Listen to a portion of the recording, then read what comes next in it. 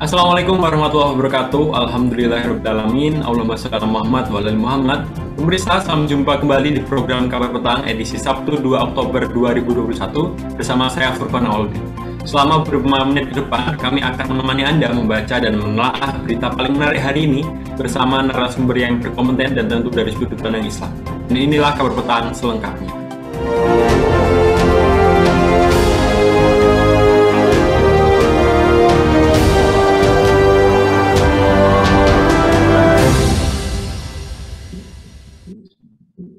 Seperti diketahui, Rancangan Undang-Undang Ketentuan Umum dan Tata Cara Perpajakan atau RUU KUP sudah mulai dibahas oleh pemerintah bersama Dewan Perwakilan Rakyat sekitar bulan Mei 2021 lalu.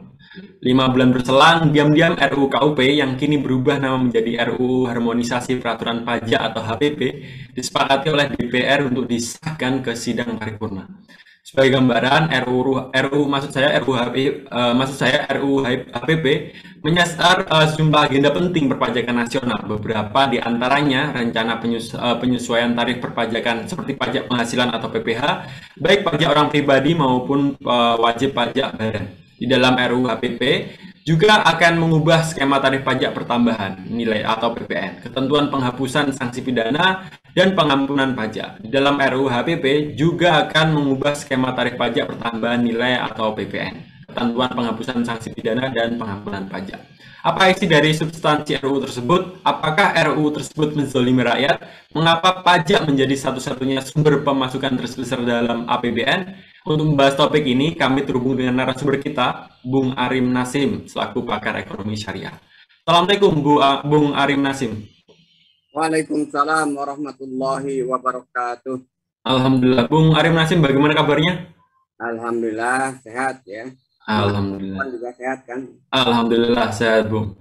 Dan ini Bung, pemerintah dan DPR RI sepakat membawa rancangan undang-undang atau RUU perubahan kelima atas undang-undang UU nomor 6 tahun 1988, maksud saya dalam nomor 6 tahun 1983 tentang ketentuan umum dan tata cara perpajakan atau KUP untuk disahkan dalam paripurna. Apa isi dan substansi RUU tersebut, Bung? Kalau saya baca ya, RUU perpajakan yang baru ya, atau yang dikenal dengan RUU harmonisasi peraturan pajak itu kan tiga ya. Yang pertama itu ada yang terkait dengan tax amnesty jilid 2 ya. Jadi pengampunan pajak ya, bagi para penunggak pajak atau yang melarikan dananya ke luar negeri atau tidak kemudian dilaporkan, maka pemerintah memberikan pengampunan atau yang dikenal dengan tax amnesty jilid 2 yang mulai bisa dilaporkan 1 Januari 2002 sampai 30 Juni 2022. Itu yang pertama terkait dengan tax amnesty jilid 2. Kemudian yang kedua, isinya itu perubahan ya, perubahan batas minimal pendapatan kena pajak ya, serta tarifnya. Jadi dengan RUU yang baru itu ada perubahan batas minimal kena pajak ya.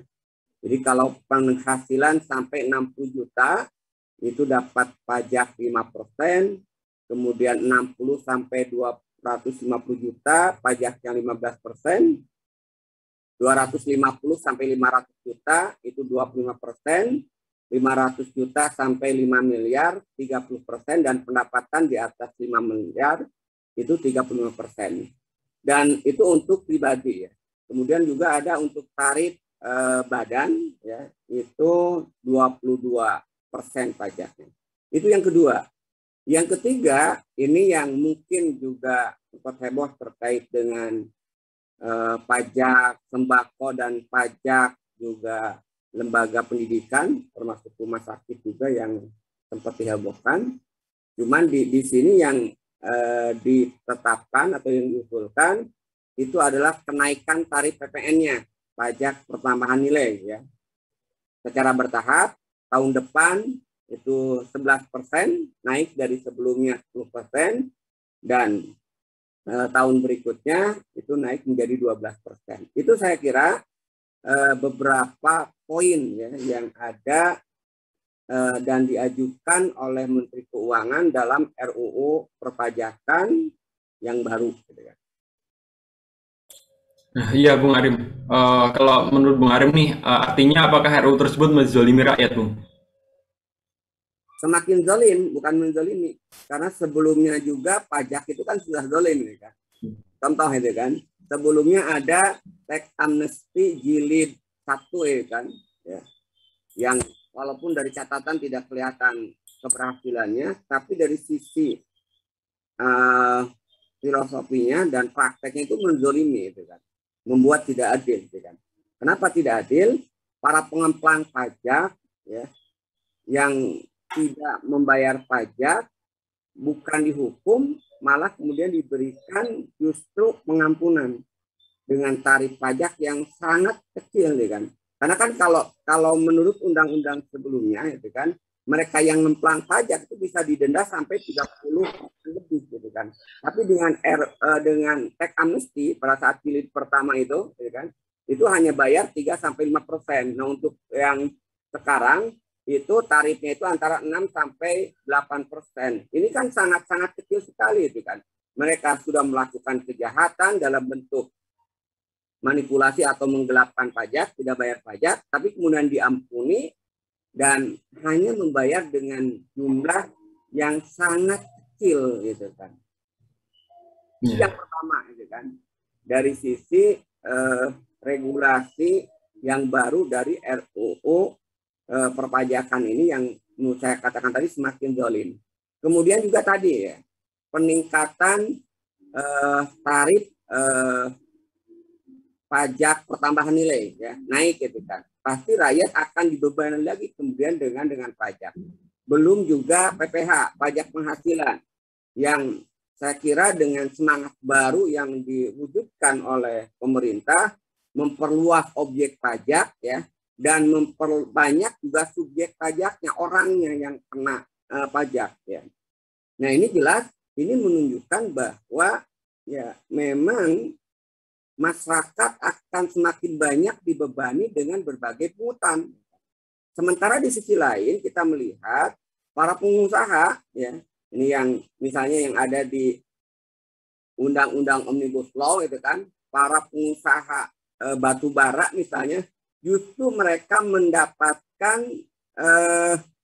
royalti ya semacam tarif pajak juga itu kan, mirip pungutan negara terhadap perusahaan.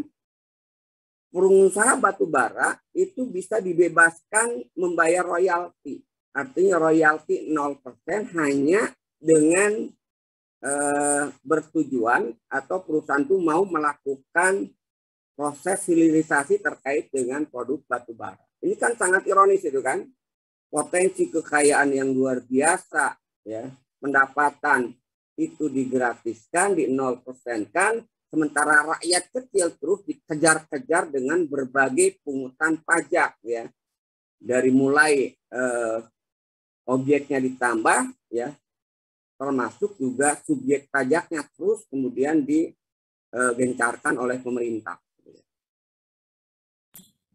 Ya Bung, Bung Arim, yang paling menjadi andalan pemasukan APBN setiap tahunnya adalah pajak. Mengapa pajak menjadi satu-satunya sumber pemasukan terbesar dalam APBN, Bung? Ya, akar masalahnya itu adalah karena negara ini menerapkan politik APBN, kebijakan APBN yang berdasarkan kapitalis, ekonomi kapitalis. Karena dalam sistem ekonomi kapitalis memang pajak itu merupakan sumber utama pendapatan negara. Dan sehingga pajak itu dalam sistem ekonomi kapitalis memiliki fungsi minimal 2 ya. Budget, ya anggaran, semua pendapatan bertumpuk pada pajak. Dan yang kedua fungsi regulator ya, teorinya itu kan katanya regulasi agar apa, agar mau tercipta distribusi kekayaan dengan cara apa teorinya ya, dengan cara memungut dari yang kaya untuk yang miskin. Tapi kan faktanya tidak terjadi. Justru yang semakin dibebani dengan RUU pajak tadi kita lihat justru orang-orang miskin, masyarakat menengah ke bawah dengan peningkatan PPN tadi, pajak pertambahan nilai atau pajak penjualan yang termasuk di dalamnya, gitu kan. Jadi filosofinya itu adalah kenapa menjadikan pajak sebagai sumber utama pendapatan negara, karena memang ekonomi yang diterapkan ekonomi kapitalis. Nah, sementara dalam sistem ekonomi kapitalis, sumber daya alam ya yang harusnya menjadi tumpuan pendapatan negara dengan mengelolanya, ya, yang dalam sistem ekonomi Islam yang masuk dalam kategori milik umum, nah dalam sistem ekonomi kapitalis itu dilakukan liberalisasi dan swastanisasi, gitu kan, sehingga diserahkan ke swasta. Negara lagi-lagi di sini dalam konteks sumber daya alam itu hanya memungut pajak dan cukup bagi hasil kalau ada. Dan tadi kan sudah saya katakan ironisnya itu kan, batu bara ya itu ternyata royaltinya itu 0% gitu kan. Sementara sumber daya alam batu bara itu kan luar biasa. Puluhan triliun saya kira kerugian negara ketika royalti ini dibebaskan. Baru dari royaltinya aja kerugian negara itu puluhan triliun ya. Belum ya hasilnya itu kan. Karena ketika kemudian dikeruk oleh mereka, oleh perusahaan tentu ya mereka akan mendapatkan keuntungan yang mungkin ratusan triliun gitu kan. Karena saya pernah baca potensi kerugian dari royalti yang di 0% hanya karena tadi perusahaan batubara mengajukan izin untuk hilirisasi, itu royaltinya itu 0% ya kan. Dan kerugian dari royalti itu pernah ada yang menghitung itu sekitar per tahun itu 6 triliun. Itu dari royaltinya. Belum kalau dari hasil secara keseluruhannya gitu kan. Nah ini ya, ini yang menjadi penyebab kenapa negara menjadikan pajak itu sebagai sumber tumpuan APBN. Kenapa? Karena sumber daya alam yang harusnya dikelola oleh negara dalam sistem ekonomi kapitalis ya itu diserahkan kepada swasta. Ya. Ya, Bung. Jadi berarti apakah selama ini APBN tidak berpihak pada rakyat, Bung? Oh itu sangat nyata itu kan. Jadi APBN yang ada semakin hari ya itu semakin kapitalis gitu kan.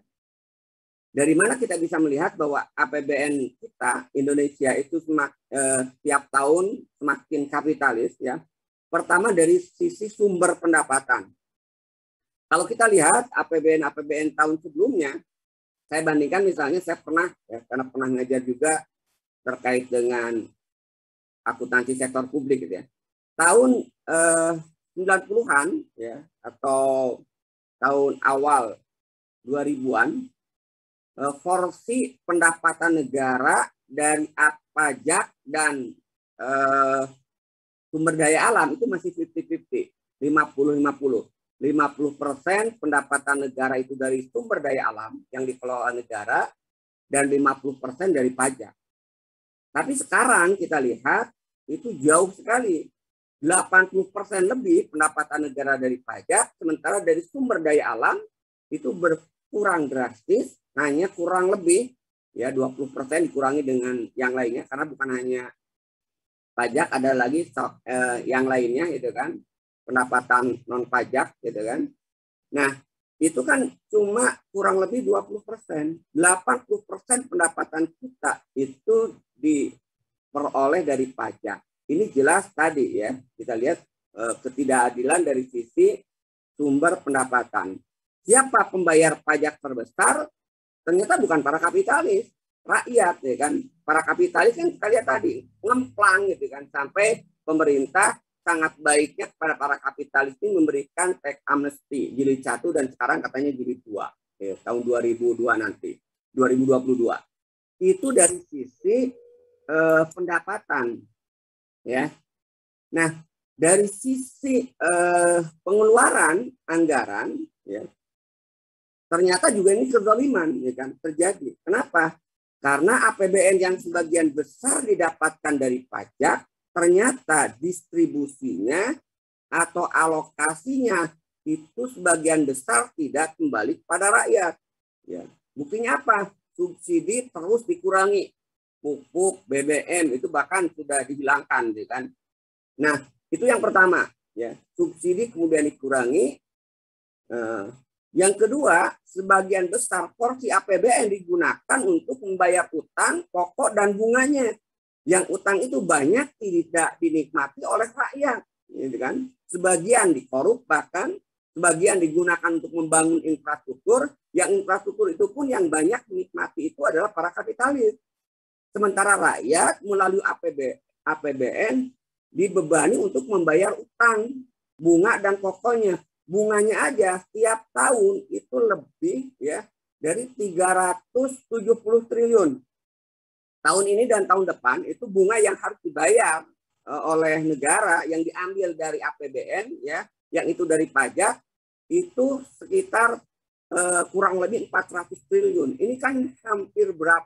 20% lebih, 25% lebih itu kan, hampir mendekati 25% ya APBN itu untuk membayar bunganya saja, bunga utang, belum pokoknya gitu kan. Nah sehingga akhirnya apa? Subsidi yang terus kemudian dikurangi gitu kan. Nah ini kan bentuk ketidakadilan APBN dari aspek pengeluaran. Nah, mereka selalu melakukan kebohongan publik. Seolah-olah yang membebani APBN itu dulu subsidi. Kenyataannya justru yang membebani APBN itu adalah tadi bunga utang luar negeri, termasuk juga pengeluaran yang tidak tepat sasaran ya, dan dikorup. Itu yang sebenarnya. Sementara untuk subsidi itu sangat-sangat kecil sekali sebenarnya. Itu ya barangkali.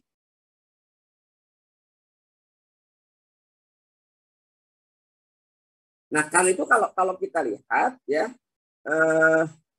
melihat fitur APBN yang sangat zalim ya, karena menggunakan paradigma kapitalis, menurut saya sih sudah saatnya lah masyarakat kaum muslimin sadar kan, selama paradigma APBN masih menggunakan paradigma sistem ekonomi kapitalis ya, paradigma kapitalis, maka selama itu pula ya APBN itu tidak akan pernah berpihak pada rakyat, APBN tidak akan pernah mencerminkan rasa keadilan dalam ekonomi ya, terutama bagi masyarakat kecil. Iya, Bung Arim. Kebanyakan rakyat memahami bahwa Indonesia adalah negeri yang sangat kaya dengan sumber daya alamnya, seperti emas, perak, tembaga, timah, bauksit, nikel, minyak, dan gas atau migas, serta batu bara, selain kekayaan alam lain. Berupa puluhan juta hektar, kekayaan laut dengan jutaan ton ikannya, dan lain-lain. Lalu kemana nih, Bung, uang hasil dari berbagai sumber daya alam milik rakyat ini? Itu tadi dinikmati oleh para kapitalis dengan swastanisasi pengelolaan sumber daya alam tadi. Dan itu dilegalkan berdasarkan undang-undang. Kenapa? Karena sistem ekonomi yang dianut itu sistem ekonomi kapitalis, di mana sumber daya alam itu diserahkan sebesar-besarnya, sebebas-bebasnya, pengelolaannya kepada swasta, baik lokal maupun swasta asing. Sementara tadi kan, untuk membiayai kegiatannya memungut dari rakyat dalam bentuk pajak. Inilah esensi kezaliman dari pajak sebenarnya. Ya, Bung, dari Bung Arim nih, apakah solusi nyata untuk mengatasi defisit APBN sesungguhnya dengan utang yang makin membebani negara dan pajak nih, Bung? Ya, hentikan menggunakan sistem ekonomi kapitalis ya dalam mengelola APBN. Ya. Adakah, Bung, solusi yang cemerlang dari jenengan? Ya, artinya tadi ya, akar masalahnya itu kan APBN terbebani oleh utang dan juga rakyat terbebani dengan pajak ya. Itu karena sistem ekonomi kapitalis atau pengelolaan keuangan negara menggunakan paradigma ekonomi kapitalis. Maka solusinya ya kita hilangkan itu. Dengan cara apa? Ya kita ganti itu kan pengelolaan APBN, paradigma APBN dengan menggunakan sistem ekonomi yang adil ya, pengelolaan APBN yang adil yang apa? Dengan menggunakan sistem ekonomi Islam. Pengelolaan APBN berdasarkan sistem ekonomi Islam, di mana dalam sistem ekonomi Islam sumber pendapatan utama APBN itu tidak berasal dari pajak. Bahkan negara dalam sistem ekonomi Islam haram menjadikan pajak sebagai sumber utama pendapatan. Nah, kalau sumber utama pendapatan itu tidak boleh dari pajak, lalu dari mana sumber utama pendapatan APBN? Dalam sistem ekonomi Islam itu ada 12 jenis pendapatan yang itu menjadi sumber utama APBN. Salah satunya dan yang terbesar itu adalah pengelolaan harta milik umum dan harta milik negara yang dikelola oleh negara untuk kesejahteraan rakyat. Sehingga nanti sumber daya alam yang dikelola oleh negara itu ya akan dikembalikan lagi kepada rakyat dalam bentuk secara langsung maupun juga dalam bentuk fasilitas pendidikan, fasilitas kesehatan yang itu tidak akan membebani rakyat. Bahkan negara bisa memberikan dengan murah bahkan gratis kalau menggunakan paradigma pengelolaan APBN dengan paradigma syariah. Nah, cuman kan untuk mewujudkan APBN sesuai dengan syariah itu nggak akan bisa terrealisasi kalau sistem politiknya itu tidak sejalan dengan syariah. Karena itu solusi cemerlangnya, solusi tuntas bahasa saya itu, ya kita memang harus meninggalkan sistem ekonomi kapitalis, demokrasi secara utuh, tinggalkan semua, ganti dengan sistem ekonomi Islam secara kafah dalam institusi politik yang sesuai dengan syariah. Gitu ya. Itu baru kita akan menemukan APBN yang adil dan mensejahterakan umat atau mensejahterakan rakyat. Kalau dengan menggunakan paradigma APBN berdasarkan prinsip-prinsip syariat Islam. Itu barangkali. Ya, terima kasih Bung Arim Nasim atas waktu dan penjelasannya. Semoga kita bisa bertemu di lain kesempatan, Bung. Dan alhamdulillah pemirsa Kabar Petang, semoga Anda mendapatkan banyak manfaat dari acara kami. Sampai bertemu lagi di channel yang sama setiap hari pukul 17.00 WIB. Akhirnya saya Furqan Awaludin bersama kru yang bertugas petang ini undur diri. Wassalamualaikum warahmatullahi wabarakatuh.